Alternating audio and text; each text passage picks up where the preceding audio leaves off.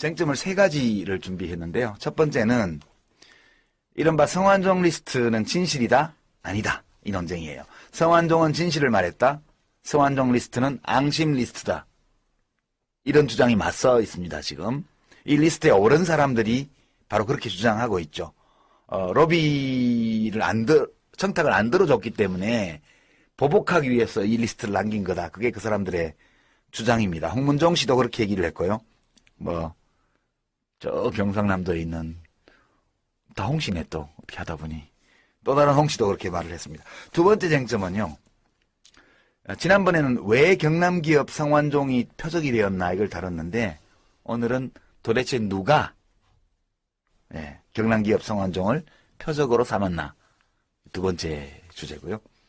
세 번째는 현재 1막 2장이 진행 중입니다. 지난주에 1막 1장이 열렸다 말씀드렸는데요. 일주일 사이에 1막 2장이 지금 진행 중입니다. 이것이 1막 3장으로 갈지 아니면 2막 1장으로 넘어갈지 국면 전환이 있을지 없을지 그걸 한번 알아보는 시간 가지도록 하겠습니다. 오늘 이 세 가지 쟁점에 대해서 말씀드리는데요. 우선 첫 번째, 성완종 리스트는 진실이다? 아니다. 복수를 위한 데스노트다. 어느 쪽으로 보세요? 저는 진실이기도 하고 동시에 앙심 리스트이기도 하다.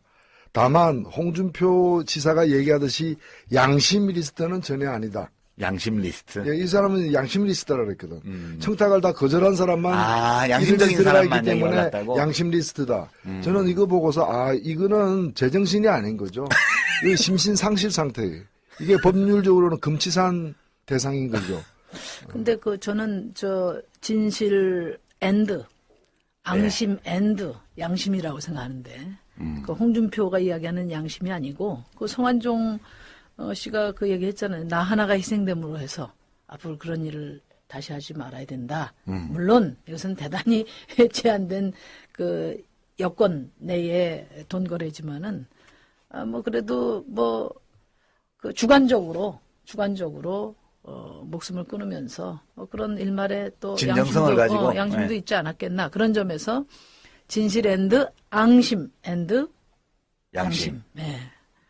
그렇게 봅니다. 예, 그러니까 이제 보통 그 대립항을 이 성완종 리스트는 진실 리스트다, 앙심 리스트다 이렇게 대립항을 설정을 하는데 이 두 가지가 집합론으로 해석을 하면 서로 배제하는 집합이 아니에요. 그렇죠.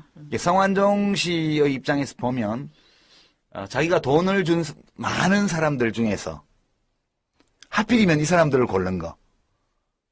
그 두 측면이 있는 거죠. 일단 돈을 준 건 맞고 이 사람들한테만 돈을 준 건 아니죠. 진실에 의거해서 앙심을 표현한 거죠. 예, 그렇게 보는 게 맞을 것 같아요. 지금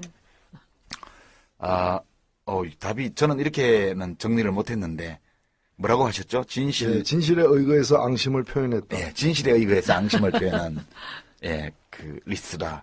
그게 맞는 것 같아요. 다시 한번 제가 반복해서 체크를 해드리면 홍준표 경남지사 1억 원, 이완구 국무총리 3천만 원, 김기춘 비서실장 10만 달러, 허태열 전 비서실장 7억 원, 유정복 현 인천시장 3억 원, 홍문종 의원 2억 원, 당 사무총장이었죠. 서병수 부산시장 2억 원. 서병수 씨 2억 원은 쪽지에는 없었어요. 경향신문 인터뷰의 내용이 나오는 거고요.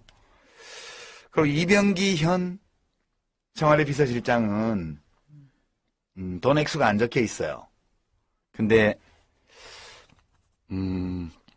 말을 하려다가 안 한 것 같죠? 그 녹취록을 보면. 그렇죠. 거기 보면은 이렇게 하면 안 되지요. 이렇게 얘기했고 거기에 대해서 이제 경향신문 기자가 그게 좀 사실관계, 팩트가 있느냐고 물었고 그러니까 아이고 하면서 말하면 그 사람 물러날 텐데. 그러니까 물러날 만한 일은 있다는 거죠. 그렇죠. 그건 분명히 한 거죠, 사실. 물러날 만한 일은 있는데 이게 지금 알다시피 내가 들어온 지 얼마 되지 않았지 않냐. 그 이전에 된 거 아니냐. 대충 그렇게 대처했을 가능성이 많죠. 예.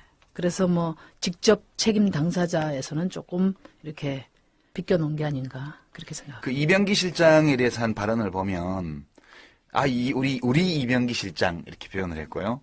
홍성 사람이고 홍성이 서산 바로 옆이잖아요. 네. 착한 분이에요. 그분도 참 처신 잘해야 됩니다. 이 양반도 참 나하고는 개인적으로 가깝게 지내는 다 가까운 사람이죠. 이병기 실장이나 허태일 실장, 김기춘 실장 다 가깝게 지내는 사람인데 이분도 처신을 잘해야 돼요. 난 그 양반이 굉장히 정치적으로 신뢰하고 의리가 있다고 생각하는데 참 잘해야죠. 신뢰를 중시해야지요. 이렇게 하면 안 되지요. 그러고 나서 아이고 뭐 말하면 그 사람 물러날 텐데 여기까지가 이병기 비서실장에 대한 발언이라서 진짜 아슬아슬하게 폭풍을 빗겨가는 것 같은 그런 느낌이에요. 이병기 실장은. 그리고 성완종 씨의 이 리스트 폭로 동기가 이 경향신문 녹취록을 보면 조금 나와요. 읽어보셨어요? 예. 네. 아시죠, 우리 심 대표님? 어떠셨어요, 그 대목 보시니까? 그러니까 이제 성완종 리스트를 선별한 기준이 예. 이제 의리와 신뢰죠. 의리와 예. 신뢰. 그러니까 내가 그만큼 보태줬는데, 예. 예, 내가 그만큼 도와줬는데, 그런데 이렇게 나를 죽여? 또는 안 도와줘? 또는 외면해? 뭐 이런 것이 그 기준인 게 분명하게 드러나 있죠. 예. 이게 이제 녹취록에 보면 그렇게 표현되어 있는데요. 이제 이분 자신이 이제 독특한 어떤 가치 체계를 가진 사람이라는 걸 알 수 있죠, 여기서. 그러니까 우리가 보통 신뢰나 의리라고 말하는 거하고 좀 달라요, 의미가. 그러니까 중요한 거는 어느 나라나 정치 집단이라는 게 의리와 신뢰 속에서 서로 어떨 때는 참 목숨까지 걸고 정권 착출하잖아요. 신뢰를 지키는 게 정도 아닙니까? 이렇게 얘기를 해요. 우리나라도 앞으로 그렇게 돼야 되잖아요. 우리나라가 이렇게 돼야 된대요. 나는 내가 희생됨으로써 앞으로 의리와 신뢰를 지키는 이거는 정치권이 돼야 되는 거 아니냐, 이런 정치권이 돼야 되는 거 아니냐, 그런 생각이 듭니다. 제가 시간도 별로 없고요. 요점만 말씀드리면 우리 박근혜 대통령 2007년부터 모시고 했고 또 뭐 공소시효가 지나고 안 지나고 이게 중요한 게 아니라 도덕성이 중요하잖아요. 국민 입장에서 보면은 국민들이야 대통령이 이 사람 좋다, 저 사람 좋다, 그분들은 신뢰를 존중하고 깨끗하게 해다오. 그게 기본적으로 국민 여망이지 않습니까? 이렇게 얘기를 해요. 이거는 표면상 보면 맞는 얘기 같은데요. 이 신뢰의 내용이 보면. 그러니까 국민들이 진짜 이번에 이게 성완종 씨 돌아가신 분 말씀이라서 그렇지만 아무튼 좀 황당한 게, 황당한 게, 예. 나는 깨끗하게 살았다는 거예요. 나는. 예. 나는 깨끗하게 살고, 그 다음에 아주 신뢰를 잘 지켜왔다는 거죠. 근데 그렇죠. 그 신뢰를 헌신짝같이 버렸다는 겁니다. 근데 사실은 불법 정치자금 뇌물 또는 뇌물 이런 것들을 너무나 광범위하게 살포하신 분으로 지금 예, 그렇죠. 평가받는 분인데 나는 양심껏 살았다는 거예요. 깨끗하게 살았다는 거지. 내 돈을 준 거니까. 그러니까 이분이 말하는 신뢰는 신뢰라는 혈관 속에는 돈이 흘러가는 거죠. 돈이 흘러가는 거, 그걸로 이제 작동되는 건데, 특히 본인 진술 중에, 저는 진짜 박근혜 대통령에게 너무 실망했고, 예, 그 대목이 나와요. 앞으로 나 같은 사람이 계속 나오지 않겠나. 그러니까 제2, 제3의 성완종이 있을 수밖에 없다. 왜? 이 신뢰를 안 지키는 집단이니까. 그러니까. 그래서 자기처럼 믿고 돈을 준 사람이. 그래서 자신이 희생하는 것은 이것으로서 나로서 끝내자. 이런 어떤 경고의 의미가 있다고 얘기하는 것 같아요. 그러니까 이제 이 성완종 씨의 입장에서 생각을 해보면 본인은 부정비리를 저지른 게 없다고 생각해요. 자기는 정당한 자기의 돈으로 좋은 마음으로 이제 정치하는 사람들을 도와줬고, 그렇기 때문에 그 사람들도 그 의리와 신뢰를 지켜서 나를 대해야 되는데, 그렇죠. 헌신짝같이 신뢰를 내팽개치고 죄도 없는 나를 죽이려고 그런다. 이게 이 성완종 씨의 기본 인식이에요. 이제 지금 노 대표님이 말씀하신 그 대목 바로 뒤에 뭔 얘기가 나오냐 하면, 우리가 지난번에 왜 자살로 대항했나라고 말할 때 그 부인하고 아들을 그 법인카드 쓴 거랑 예. 계열사 부당거래 가지고 올가 넣었잖아요. 그래서 자수성가한 남자에게 처자식을 볼모로 잡힌다는 거는 그것은 도저히 감내할 수 없는 그런 상황일 수 있었다. 그렇게 이제 우리가 해석을 했었는데 이 표현이 나와요. 이번 수사에서 제가 동의할 수 있는 부분이 없습니다. 이렇게 얘기해요. 우리 마누라가 페이퍼 컴퍼니 만들어서 처제한테 18억 원인가 해줬다. 페이퍼 컴퍼니 만들어서 위장으로 용역해야겠다. 그 얘기 하는데 그 법적으로 문제 있다고 하면 난 전혀 몰랐지만 문제가 있다면 내가 책임져야죠. 이렇게 얘기를 합니다. 사실 서민들한테는 미안한 얘기지만 우리나라 재벌들 자회사 만들어가지고 50억, 30억씩 만들어가지고 몇 조씩 다 만들어 놓은 게 우리 큰 회사들 현실 아닙니까? 저는 땅 한 평 아파트 한 채 사본 일이 없거든요. 오로지 주식만 갖고 있지 현금이 없어요. 이렇게 살았는데 이렇게 모함받으니까 세상을 살고 싶은 생각이 없고 나 같은 사람 하나 희생됨으로 해서 앞으로 이런 일이 있어서는 안 되겠다 이런 거고 가족도 신뢰관계, 직장도 신뢰관계인데 그냥 이렇게 이용이라고 그럴까? 완전히 병신 만드는 거잖아요. 내가 무슨 잘못한 게 없는데 이렇게 하니까 이건 말이 안 되는 거죠. 뚜렷하게 그 인식이 나타나는 거죠. 그러니까 이제 이분이 돌아가시기 전에 울면서 기자회견 할 때 그런 얘기를 했어요. MB 자원외교 비리 수사인데 그거에 대해서는 내가 모든 답을 다 갖고 있다. 그렇죠. 네, 이제 그래서 제가 한번 그걸 물어보니까 2011년부터 14년까지 그 이른바 성공불융자 성공불융자. 그걸 한 3,600억 정도 변제해 줬더라고. 예. 그런데 그 중에 이 경남 기업의 성공불융자가 한 330억 돼요. 예. 그러니까 총 한 80억 정도 지원을 받았는데 330억을 이제 성공불융자로 받은 거야. 이제 이 양반이 이야기하는 건 그거예요. 우리는 1,300억을 투자해서 날렸다 이거예요. 그 중에 국가가 일부를 맡아준 그 중에 건데. 330억밖에 안 됐는데 우리보다 더한 기업이 있는데 왜 날치냐? 예. 근데 그게 억울하다는 거죠. 예, 그게 이제 어디냐면 SK예요, SK. 예. SK가 한 680억, 600억 이상 받았다고요. 근데 거기는 한 4천억 정도 투자했어요. 4천억 정도. 네. 그러니까 사실은 왜 나보다 더 많이 성공불률자가 뺏어간 데도 있는데 날치냐? 이게 그분이 기자회견 할 때 계속 한 얘기거든요. 그럼 이 양반 주장은 그 투자 잘못해서 실패해서 자기들도 돈을 날렸고 국가도 돈을 같이 날린 건데 원래 그 제도 취지가 그거 아니냐.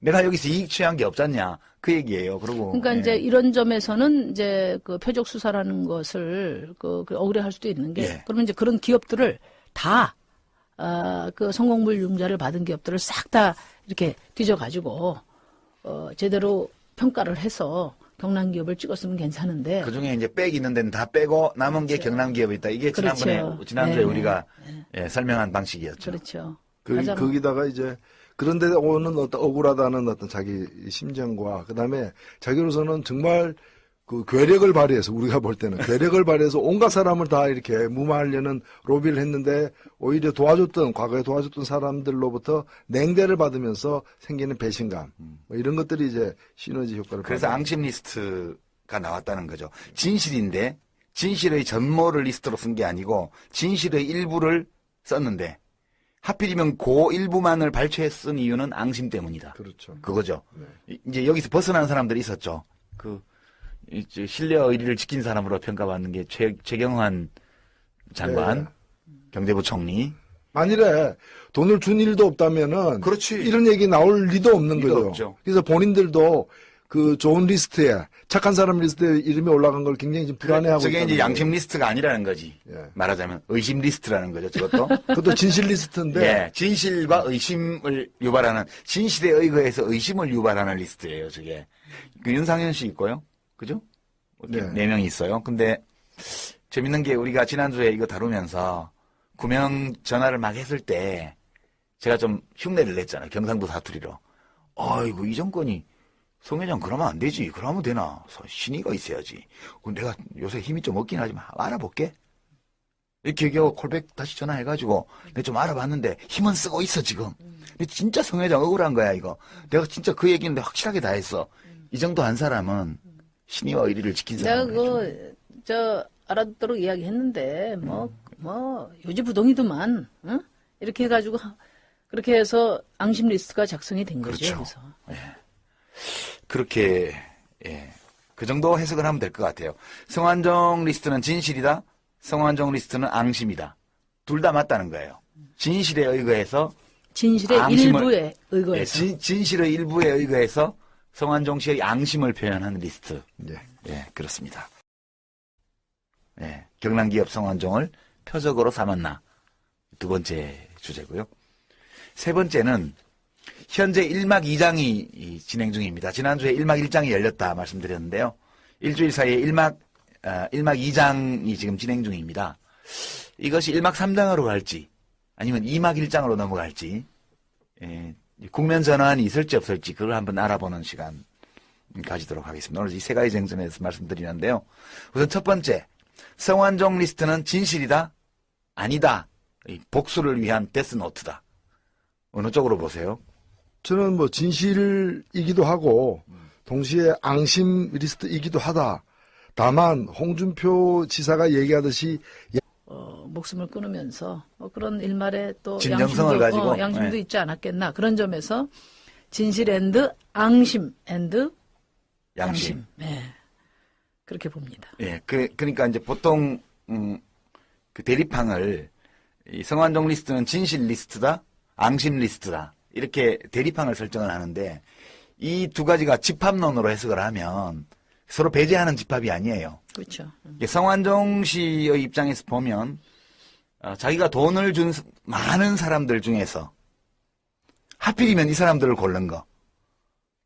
그 두 측면이 있는 거죠. 일단 돈을 준 건 맞고 이 사람들한테만 돈을 준 건 아니죠. 진실에 의거해서 앙심을 표현한 거죠.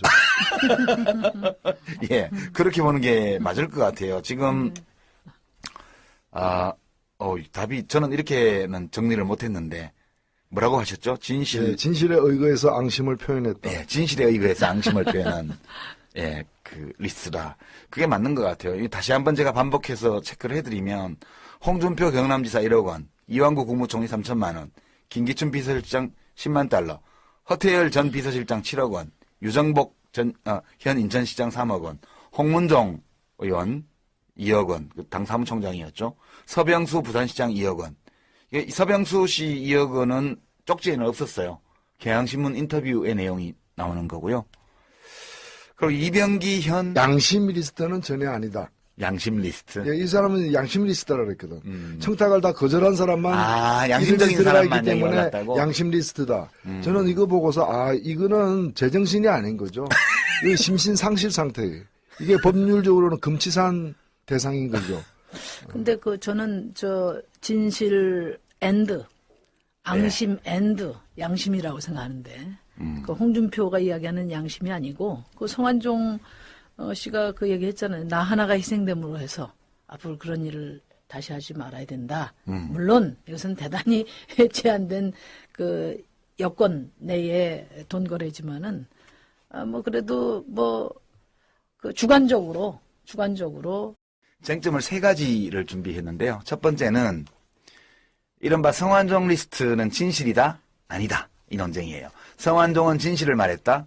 성완종 리스트는 앙심 리스트다. 이런 주장이 맞서 있습니다, 지금. 이 리스트에 오른 사람들이 바로 그렇게 주장하고 있죠. 로비를 청탁을 안 들어줬기 때문에 보복하기 위해서 이 리스트를 남긴 거다. 그게 그 사람들의 주장입니다. 홍문종 씨도 그렇게 얘기를 했고요. 저 경상남도에 있는 다 홍씨네 또 어떻게 하다 보니 또 다른 홍씨도 그렇게 말을 했습니다. 두 번째 쟁점은요. 지난번에는 왜 경남기업 성완종이 표적이 되었나 이걸 다뤘는데 오늘은 도대체 누가